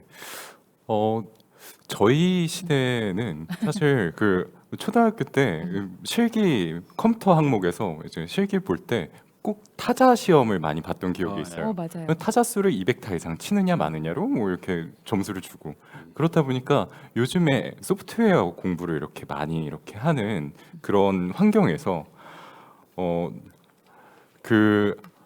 참 시대가 좀 달라서 좀 이전의 교육 세대가 좀 약간 뒤처지고 있다 이런 생각도 좀 드는 것 같아요. 저희가 이런 문제들을 좀 어떻게 좀 해결해 볼 수가 있을까요? 제가 보기에는 별 문제는 아닌 것 같아요. 옛날 사람들은 옛날 사람들의 경험과 또 그 사람들의 연륜이 있잖아요. 그래서 그분들이 하실 수 있는 일을 잘하면 돼요. 근데 그분들도 이제 계속 문제를 접하게 되죠. 새로운 문제가 많이 있는데 소프트웨어나 이런 부분이 도움이 되는 포인트는 뭐냐면은 그 문제를 해결할 때 다른 방법이 있다. 자기가 알던 방법이 아니라 소프트웨어나 또 뭐 그게 인공지능이어도 되고 아니어도 되는데 소프트웨어나 이전에 누군가 만들어 놓은 훌륭한 도구가 있다는 거를 아는 게 중요하거든요. 그래서 마음을 열기만 하면 될 것 같아요. 저 사람들이 쓰는 도구가 뭔지 호기심을 유지하는 거 이것만 되면은 뭐 옛날에 기술을 배운 사람이나 지금이나 상관이 없고 어릴 때 소프트웨어를 많이 배우면은 참 좋겠죠. 그리고 그게 재밌는 학생들한테는 진짜 좋죠. 모두가 억지로 소프트웨어를 배우고 개발자가 돼야 되는 건 전혀 아니잖아요. 그러니까 이제 대부분 사람들은 소프트웨어가 재밌어해요. 어린이들은 게임처럼 제가 생각한 거를 바로 구현할 수 있기 때문에 대부분 어린 친구들은 소프트웨어를 좋아하거든요. 근데 이제 그게 자기 전공이고 직업이 안 돼도 상관없죠. 자기가 더 재밌는 게 분명히 있거든요. 그거를 하시면 되고 그 다음에 아까 우리가 사진사 이야기를 했는데 낙타 사진. 소프트웨어를 잘하는 사람이 내 문제를 훨씬 더 효율적으로 해결해 줄 수 있는 도구를 만들어 주거나 그 사람한테 맡기면 된다 라는 생각을 하면은 좋을 것 같아요. 네, 그렇습니다. 우리 길도영님도 혹시 질문 있으신가요? 네, 저는 이제 교육 관련 일을 하고 있어서 더 흥미롭게 듣고 있는데요. 그러니까 계속해서 교수님께서 이제 소프트웨어 교육이 중요하다를 강조해서 말씀하고 계신 것 같은데 그렇다면 지금 현실은 어떻다고 진단하시는지 궁금합니다. 지금은 이제 공식적으로 초, 중, 고등학교에서 소프트웨어를 배우는 시간이 너무 적어요. 그러니까 학생들의 요구 또 학부모님들의 요구는 많은데 학교에서는 뭐 소프트웨어만 그렇다고 뭐 반을 가르칠 수는 없잖아요. 이전에 있던 중요한 과목들도 많이 있고 거기에 이제 잘하시는 선생님도 계신데 학교에서 소프트웨어 교육을 조금 더 어떤 식으로 늘려야 된다라는 거에 대한 부분은 아마 분명히 지켜줘야 될 것 같아요. 이제 최근에 정부에서도 소프트웨어 교육을 늘리겠다고 했고 그게 아마 수용되는 분위기로 지금 가고 있는데 소프트웨어 교육을 늘려야 되고 그 소프트웨어 교육이 늘으려면은 선생님도 있어야 되잖아요. 그러니까 선생님이 직접 강의는 뭐 동영상을 보더라도 실제 우리의 느낌이라는 게 있어요. 아, 선생님이 저건 해본 거다 아니다. 선생님이 내 문제를 소프트웨어로 해결해 본 경험이 있으면 학생들이 선생님의 대답이나 선생님의 강의나 이런 부분에 대해서 상당한 진정성을 느낄 수 있어 교육 효과도 높아지거든요. 근데 선생님들한테 소프트웨어 교육을 해서 그분들이 자기 문제를 소프트웨어로 해결해 본 경험을 많이 드리는 게 중요한 것 같아요. 그래서 당장은 뭐 소프트웨어 시수를 늘리는 것도 중요하지만 선생님을 양성하고 또 학교 밖에 있는 선생님들도 계시거든요. 그러니까 방과후 선생님이나 이런 분들도 학교 수업에 조금 들어오게 해줬으면 좋겠다는 게 제 생각입니다. 그분들은 실제 교육의 경험도 많으시고 자기 문제를 해결한 경험도 있고 개발해 보신 분들도 많으시거든요. 그러니까 그분들은 선생님과 같이 들어가 가지고 선생님은 원래 이제 교육을 많이 공부하신 분이니까 그 교육적 관점에서 학생들을 보고 이분들은 경험을 전달해주고 조금 지나면 이제 선생님들도 경험이 생기니까 자연스럽게 선생님 학교의 선생님 주도로 학교 공교육이 이루어지면은 좋을 거라고 생각을 해요. 경험을 전달해 주는 게 또 굉장히 좋은 방법인 것 같은데요. 또 질문 있으신가요, 우리 도영님은? 네, 그러면 혹시 저희가 모델로 삼으면 좋을 아. 만한 사례가 있는지. 소프트웨어 교육에 대해서는 사실 우리나라가 아까 소프트웨어를 잘하는 나라임에도 불구하고 제일 처진 나라 중에 하나예요. 그러니까 모든 나라가 우리나라의 모델이라고 생각하시면 됩니다. 소프트웨어를 초, 중, 고등학교에서 가르치는 시수가 우리나라가 세상 거의 모든 나라 중에 꼴찌쯤에 해당이 돼요. 그래서 모든 나라가 우리가 배워야 될 나라고 특히 이제 우리나라의 소프트웨어 교육 또 소프트웨어뿐만 아니라 모든 교육에 보면은 평가 중심으로 교육이 움직여요. 근데 경험 중심의 교육을 하는 나라들이 지금은 많아요. 경험 중심의 교육이라는 건 뭐냐면은 뭔가를 하고 난 다음에 했니 안 했니 이게 몇 점짜리니 이렇게 하는 게 아니라 그 했니가 아니라 네가 한 거를 설명해봐 해갖고 자기가 어떤 문제를 어떻게 했는지 경험을 다른 친구들한테 얘기하면서 스스로 배우거든요. 그리고 친구들끼리 그거는 이래서 좋고 이거는 이렇게 계산해서 좋겠고 해서 이게 동료끼리 평가를 해가지고 자기가 경험을 얻는 이런 경험을 하는 나라들이 소프트웨어는 많은 것 같아요. 다른 과목은 뭐 시험 봐야 될 뭐 그런 과목도 있겠죠. 근데 소프트웨어는 전혀 시험 봐서 해결할 수 있는 과목은 아니라 가지고 우리나라가 시간도 늘려야 되지만 소프트웨어를 어떻게 학생들이 접하게 되는지에 대한 경험 중심의 교육을 해야 된다고 저는 생각을 합니다. 경험 중심의 교육 맞는 것 같아요. 다른 일들도 마찬가지로 내가 알고 있는 지식을 다른 분에게 알려줄 때 더 많이 교육이 되는 것 같습니다. 지금 댓글로도 한진님께서 선생님들도 개발을 해보고 경험을 전수해야겠군요 라고 말씀을 해주셨습니다. 그럼 마지막 주제 넘어가 보도록 할게요. 화면 하단으로 주제 살펴보도록 하겠습니다. 네 번째 토론 주제는요. 누구나 땡땡땡가 돼 세상을 구할 수 있다. 땡땡땡에 들어갈 말은 무엇일까요? 네, 한번 말씀해 주시겠어요? 저는 누구나 체인저가 돼서 세상을 구할 수 있다. 이렇게 좀 답변을 드릴게요. 앞으로는 체인저. 누구나 좀 이렇게 소프트웨어를 사용해서 사용자가 아니라 크리에이터로서 이제 아래서부터 위로 뭔가 새로운 기술을 만들어내고 세상을 바꿀 수 있는 체인저가 될 수 있는 시대가 될 것 같다는 생각이 들어요. 특히 저는 사회 문제를 해결하는 소셜 벤처를 운영하고 있는 입장에서 모두가 이런 소셜 소프트웨어를 활용해서 이제 체인저가 되어 세상을 좀 더 나은 곳으로 만들면 좋겠다는 그런 생각으로 체인저라고 답변드렸습니다. 체인저. 그럼 길도영님은요? 전 창작자라고 했는데요. 창작자. 왜냐하면 이제 누구나 다 창작자가 될 수 있는 시대인 것 같아요. 저희 핸드폰으로도 사실 영화 찍을 수 있고 조금만 기술 다루면 음악도 만들 수 있고 그래서 모두가 창작자가 될 수 있다면 그리고 그 창작물에 약간 사회적인 시선이 담겨 있다면 결국에 또 모두가 다 창작물로 인해 세상을 바꿀 수 있는 존재가 되는 게 아닌가라고 생각을 해서 창작자라고 해봤습니다. 또 다양한 답변들이 나왔는데요. 댓글로도 한번 쭉 보면요. 최영아님은 개발자, 한지님 히어로 이렇게 말씀해 주셨어요. 교수님 정답이 있을까요? 정답은 저는 개발자라고 생각을 합니다. 네, 최영아님이 개발자가 히어로이자 개발자가 창작자이자 개발자가 크리에이터인 것 같아요. 그렇군요. 예, 뭐 뭐든지 하려면 이제 소프트웨어가 필요하잖아요. 그래서 개발자가 돼서 자기가 창작자를 도울 수도 있고 크리에이터를 도울 수도 있고 히어로도 도울 수 있죠. 히어로 중에 이제 전통적인 뭐 힘으로만 하는 이런 사람들은 모르겠지만 요즘 히어로들은 다 첨단 무기를 들고 다니잖아요. 그래서 그것도 다 소프트웨어로 만들어질 가능성이 매우 높죠. 네. 그래서 개발자가 되면은 세상을 바꿀 수 있고 세상을 구할 수 있고 개발자가 좋은 거는요. 자기가 만든 거가 거의 즉시 반영돼서 세상이 바뀌는 걸 볼 수 있어요. 와. 그것처럼 좋은 게 없죠. 네. 내가 바꾼 거가 동시에 정말로 많은 사람들한테 전달이 돼요. 그러니까 소프트웨어 개발자들이 세상을 바뀌는 거를 느낄 때가 언제냐면 예를 들어 게임 개발자들은 내가 만든 게임을 지하철에 딱 탔는데 다른 승객이 하고 있는 거예요. 오. 그때 이 사람은 그날 만나는 모든 사람들한테 닭을 사줄 수 있어요. 기뻐서. 그러니까 그런 거를 즉시 효과를 볼 수 있는 사람이 개발자이고 그렇게 해서 자기도 바뀌고 세상도 같이 바뀌는 겁니다. 그렇군요. 누구나 개발자가 돼서 세상을 구할 수 예. 있다라고 말씀해 주셨는데 아무래도 소프트웨어는 굉장한 전문 분야로 여겨지고 있는 것 같아요. 그렇다 보니까 누구나 개발자가 될 수 있다라고 하는 거에 굉장히 어려울 수 있지 않을까라는 생각도 드는데요. 예. 그러면 왜 이렇게 모두가 개발자가 될 수 있다라고 얘기하셨는지도 좀 궁금합니다. 소프트웨어 개발은 우리가 이제 그 다양한 면이 있는데요. 그러니까 내가 디자인을 전공했다고 하면은 요즘에는 디자인을 하는 많은 분들이 예를 들어 모바일 앱이나 웹페이지나 이런 거 디자인할 때 보면은 원래 디자인을 전공하고 소프트웨어 툴들을 많이 사용하고 그 툴이 만족스럽지 않을 때 또는 자기가 특별한 거를 만들고 싶을 때 소프트웨어를 조금 배우게 되잖아요. 근데 그 소프트웨어를 배울 때는 우리가 보통 생각할 때 소프트웨어 개발자가 되려면 수학도 잘해야 되고 이런 느낌이 있는데 그런 게 필요하지 않아요, 많이.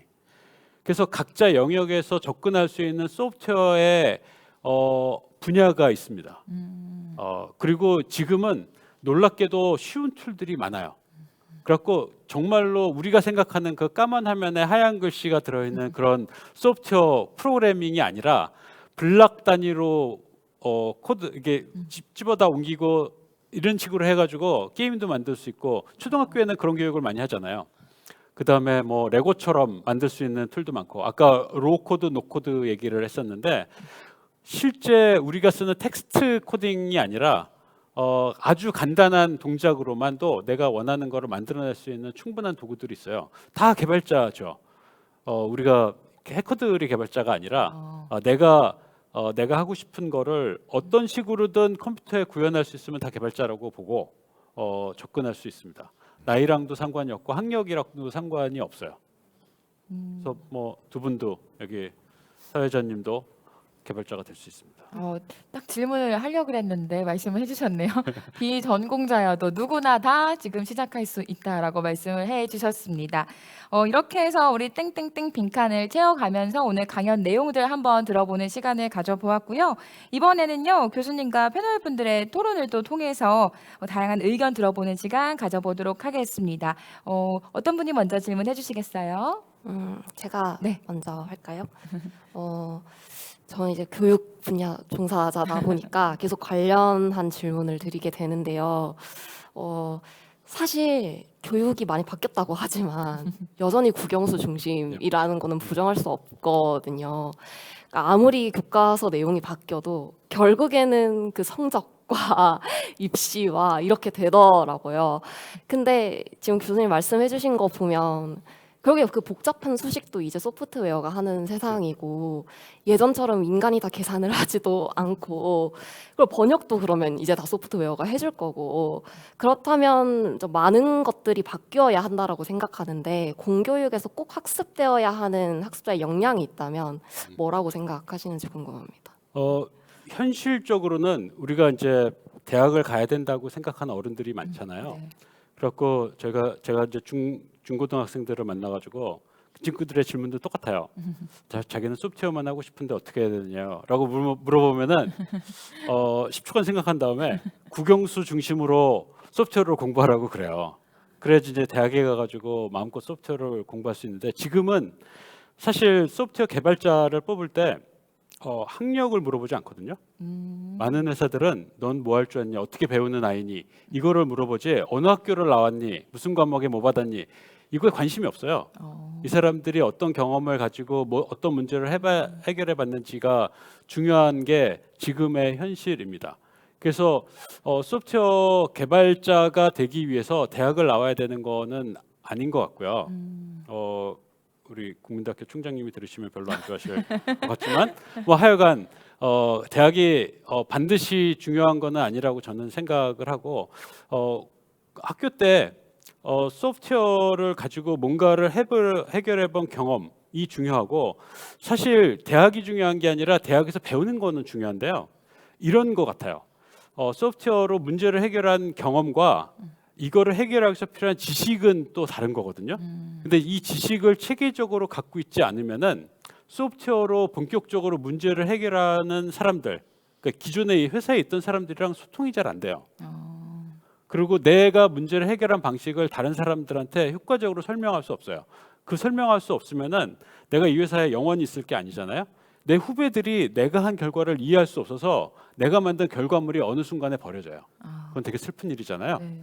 그래서 내가 대학을 다니진 않고 어떤 공부를 하지 않아도 그러니까 그 시험으로 평가되는 공부를 하지 않아도 소프트웨어 개발자들이 배워야 될 그 지식을 어느 포인트에는 쌓고 있어야 된다는 거죠. 그래야지 그들의 언어로 소통을 하고 결과를 지속 가능한 결과를 만들어낼 수가 있어요. 그래서 공부는 해야 되지만 그게 꼭 대학은 아니어도 된다라는 겁니다. 네. 그렇군요. 저도 질문을 하나 그럼 드려볼게요.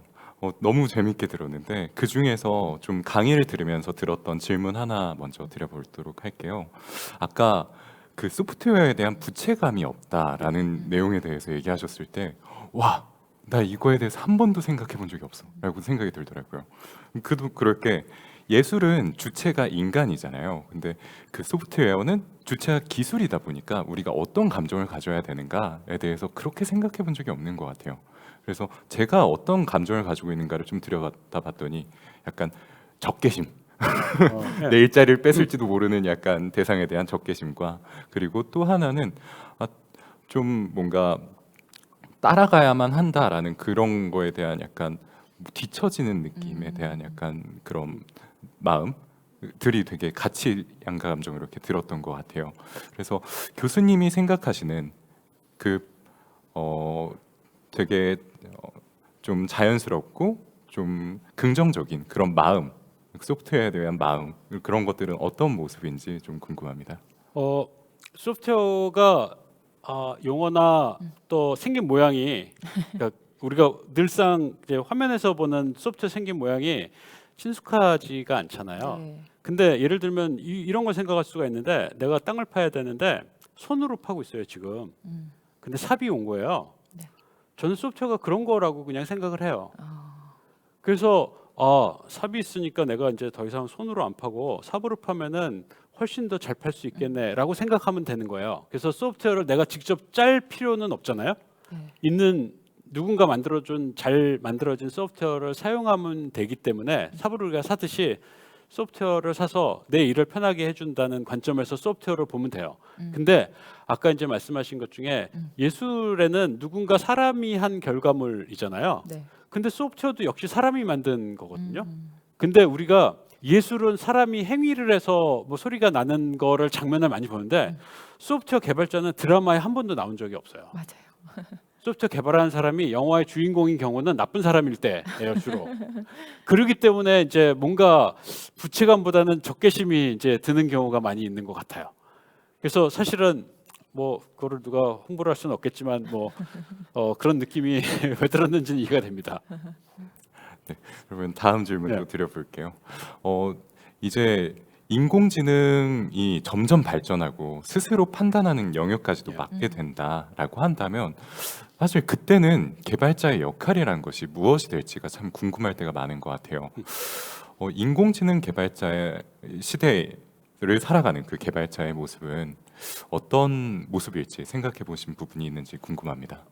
실제로 최근에 이런 도구들이 있는데 개발자들이 나는 이런 프로그램을 짤 거예요라고 커멘트 네. 문서를 딱 쓰면은 코드를 자동으로 생성해 주는 도구가 있습니다. 오. 이 도구가 굉장히 괜찮아요. 그리고 값도 싸요. 값이 싸다는 것이 이 사람 요즘에 개발자 연봉이 조금 하는 개발자는 우리나라 같으면 몇 천만 원이고 미국 같으면 대부분 1억이 다 넘거든요. 이 사람 연봉을 딱 생각하면은 이 사람의 생산성을 하루에 1분만 개선해줘도 이 사람이 1분만 일찍 퇴근해줘도 이 가격보다 이 도구의 가격보다 그 1분 가격이 더 비싼 거예요. 그러니까 이제 그런 도구를 쓰지 않으면은 회사 입장에서는 대표가 배임을 한 것처럼 느껴지는 싼 가격에 그런 도구들이 나와요. 근데 그런 도구가 나오면은 이제 이런 생각을 할 수가 있죠. 아, 개발자 세상은 이제 끝났구나. 이제 다 만들어주고. 근데 사실 인공지능이 소설을 쓴다고 해서 소설가가 없어지겠어요? 인공지능이 그림을 그린다고 해서 화가가 없어지겠어요? 인공지능이 음악을 만든다고 해서 작곡가가 없어지겠어요? 마찬가지로 소프트웨어를 인공지능이 꽤 잘 만들어 준다고 해도 이분들의 생산성을 높일 뿐이지 소프트웨어 개발자가 없어질 수는 없어요. 왜냐면은 사람의 욕망은 인공지능이나 그 어떤 거보다 강렬하거든요. 그래서 새로운 거를 만들어야 돼. 근데 인공지능은 그 새로운 거를 완전 새롭게 창작하는 건 안 되고 이전에 있던 많은 데이터를 보고 비슷한 거를 생각해내는 거예요. 근데 사람은 그거보다 훨씬 더 욕망이 커요. 그래서 소프트웨어를 만드는 사람들이 영원히 필요할 거고 이 사람들은 점점 더 효율적으로 일을 하게 될 거예요. 이전에 우리가 모든 업무가 그렇게 됐듯이 마찬가지라고 생각합니다. 그래서 개발자를 꿈꾸고 있는데 인공지능이 프로그램도 짠다니까 개발자 말고 다른 거 생각해야지라고 생각하셨다면 저는 그거는 잘못 생각하신 거라고 강력하게 주장할 수 있습니다. 아, 네. 교수님께서 답변을 또 이렇게 쭉 해주시니까 점점 소프트웨어 빠져들고 있는데요. 이번에는요, 우리 시청해주시는 유튜브 우리 댓글 남겨주고 계신데 너무 많은 댓글들이 올라오고 있습니다. 지금부터는 자유롭게 질의응답을 한번 이어나가 보도록 할게요. 먼저 멍님께서 인공지능으로 어린 학생들을 교육시키는 게 맞는 걸까요? 사회생활과 사람의 유대관계는 인공지능에게 어려울 것 같은데 점점점 해주셨어요. 저는 뭐 인문사회학자가 아니기 때문에 네. 정답을 말씀드릴 수는 없고 네. 제 견해는 이런 것 같아요. 그러니까 인공지능이나 소프트웨어가 학생들의 학습을 도와줄 수는 있거든요. 그러니까 예를 들면은 요즘에 이제 이거는 그냥 제가 듣는 예인데 사람들이 이제 다문화 가정들이 지금은 많아졌어요. 그래서 교실 내에서도 다양성이 있고 여러 가지 이슈가 있죠. 네. 사람들이 다 다르니까. 근데 그런 것들을 예전에는 선생님이 이래서 문제고 저래서 문제고 이렇게 해결해야 되고 말로만 하는데 그게 아니라 예를 들어 게임이나 이런 거를 같이 만들어 보는 거예요. 그래서 소프트웨어로 내가 보고 있는 문제를 구현해서 사람들끼리 얘기하고 피드백을 받아서 결과를 조금씩 바꿔가고 하는 과정에서 이전에 우리가 고민했던 많은 문제들, 사람 사이의 관계, 또 인문학적인, 사회학적인 그런 문제들에 대해서 학생들이 관점을 가지기 쉽게 교육을 할 수 있을 것 같아요. 네, 맞습니다. 지금 질문이 또 계속 올라오고 있어서 다음 질문 또 읽어보도록 할게요. 어썸님께서 소프트웨어 개발자는 상상력이 필요할 것 같은데 어떻게 상상하면 좋을까요? 상상하는 것도 또 여러 가지 방법이 있잖아요. 어떤 식으로 하면 좋을까요?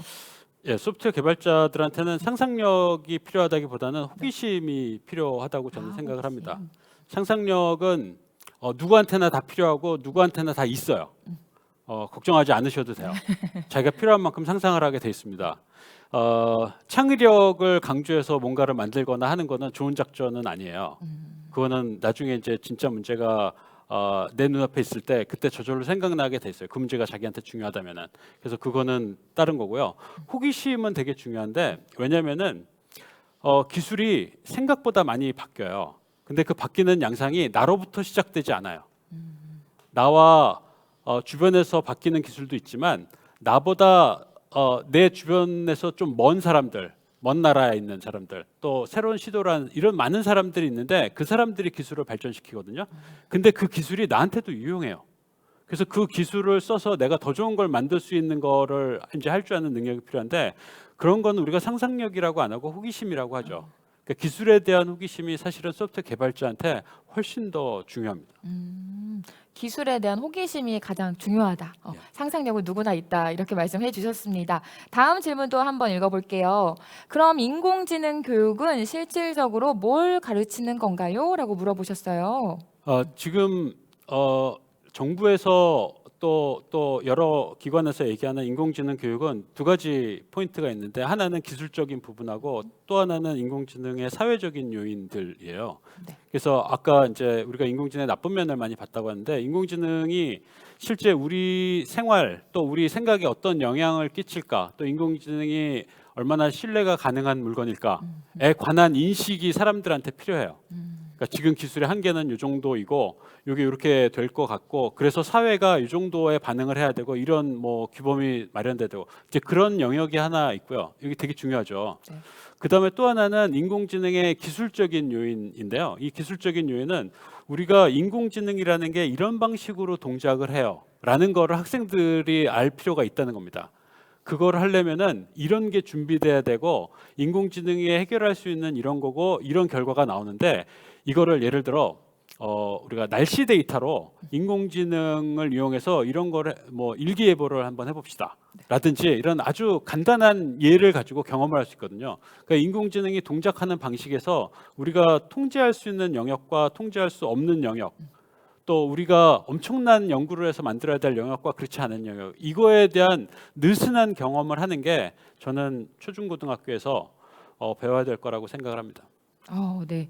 도움이 되셨나요? 그럼 바로 이어서 세영킴님 것도 읽어볼게요. 이건 저도 궁금한데요. 교수님, 그럼 인공지능이 소프트웨어도 개발 가능할 것으로 보시는지요? 아까도 말씀드렸는데 조금은요. 그러니까 이제 지금은 우리가 아주 잘 기술할 수 있는 문제들에 대해서는 소프트웨어를 인공지능이 자동으로 생성을 합니다. 근데 그 문제는 비교적 단순해가지고 그 문제를 만들려면은 그 기술을 엄청나게 정교하게 해야 되는 거예요. 그렇게 저렇게 정교하게 할 거면 내가 짜고 말지. 이제 이런 정도가 지금 기술이고요. 또 생산성을 높이는 관점에서는 너무나 명백한 거는 인공지능이 이제 코드를 만들어주고 그 다음에 이제 조금 기술적인 대답은 제가 보기에는 사람이 이제 소프트웨어를 만들면은 버그가 항상 생기거든요. 잘못된 영역이 생기는데 그거를 테스트하는 코드를 같이 만들게 돼요.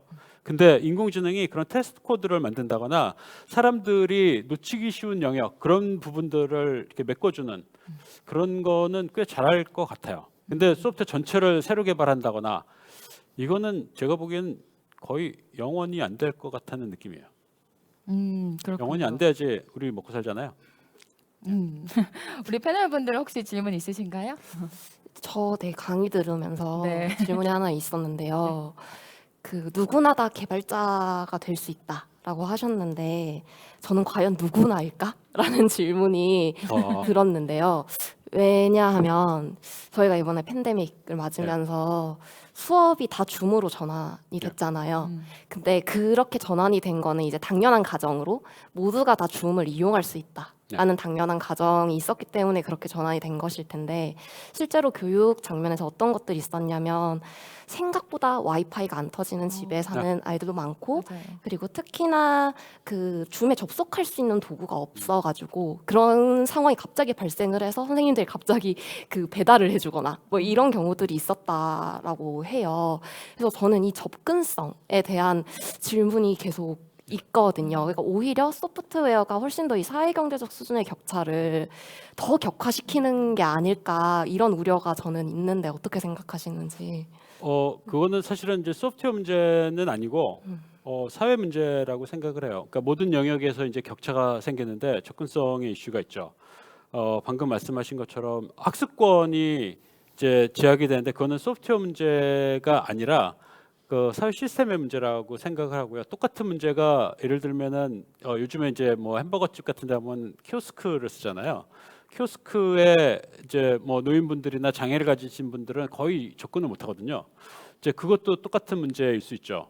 그러니까 우리가 사안의 심각성을 어떻게 보느냐에 따라 다르지만 그래서 접근성의 문제는 사실은 이제 소프트웨어라는 기술 관점에서 분명히 도움이 되는 해결책을 제시할 수는 있지만 사회적으로 합의도 필요하고 그 다음에 뭐 비용도 많이 필요하고요.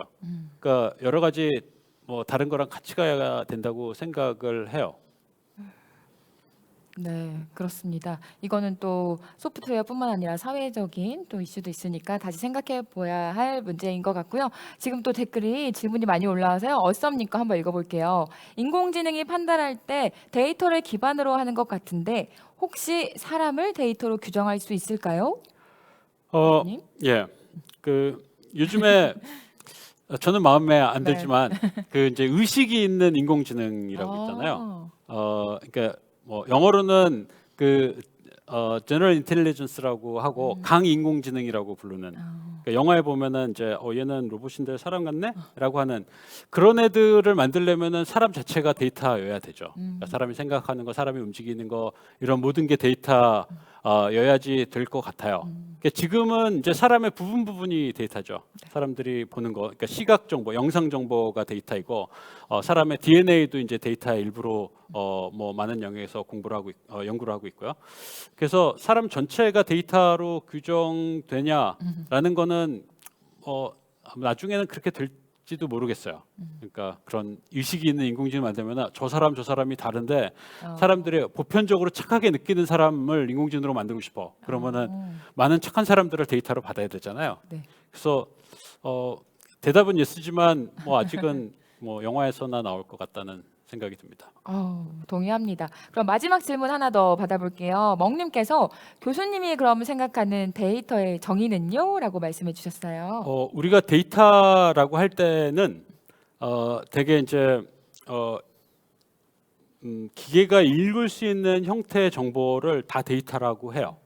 그게 예전에는 아주 제한된 거였었는데 지금은 기계가 역량이 좋아졌잖아요. 기계가 빨라지고 싸졌기 때문에 영상이든 음악이든 그러니까 오디오, 비디오 그다음에 우리는 잘 모르겠지만 하여간 복합적인 많은 데이터들 네. 이런 거를 다 데이터라고 합니다.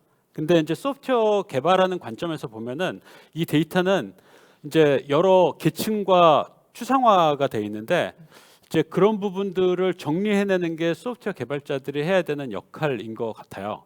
그래서 사람이나 일단 뭐 어떤 유기적인 존재들은 데이터에 대해서 추상화를 엄청나게 잘하는 존재거든요. 그 개발자들이 데이터를 보는 관점은 그 추상화 전 단계, 그러니까 뭔가 합쳐진 데이터가 아니라 이 데이터를 좀 구분을 해서 낱낱이 구분하는 역량이 필요한데 그런 것도 이제 우리가 뭐 수학이나 다른 이제 그 지식들을 동원해서 느슨하게 배우기도 하고 소프트웨어 개발자가 되면은 그 훈련을 좀 많이 하게 돼요. 데이터를 보는 훈련. 데이터가 결국 훌륭한 결과를 만들어내기 때문에. 그래서 데이터의 정의는 기계가 읽을 수 있는 모든 것을 데이터라고 하고요.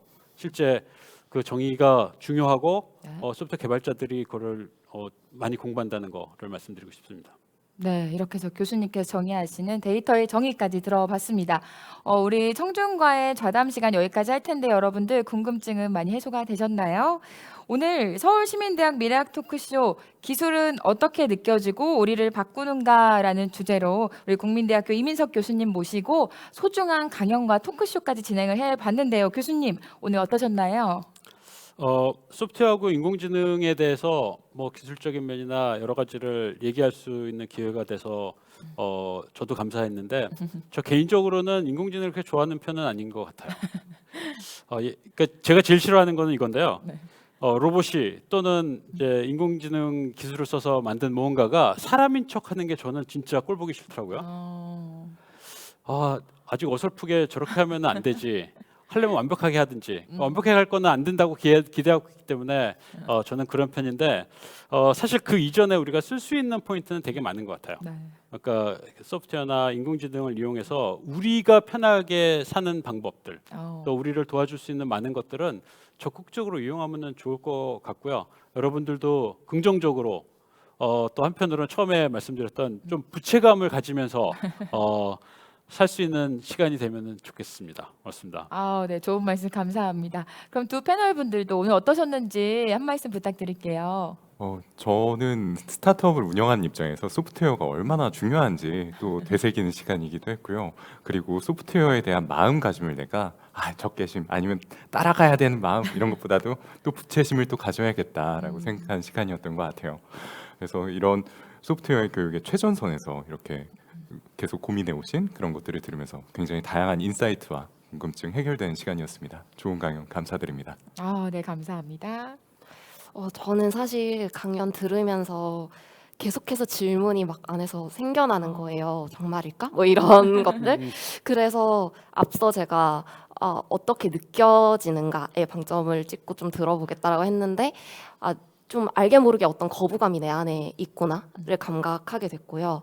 그리고 또 하나는 이제 교육 관련해서 미래에 뭘 가르쳐야 되는 걸까라는 고민을 되게 많이 하게 됐는데요.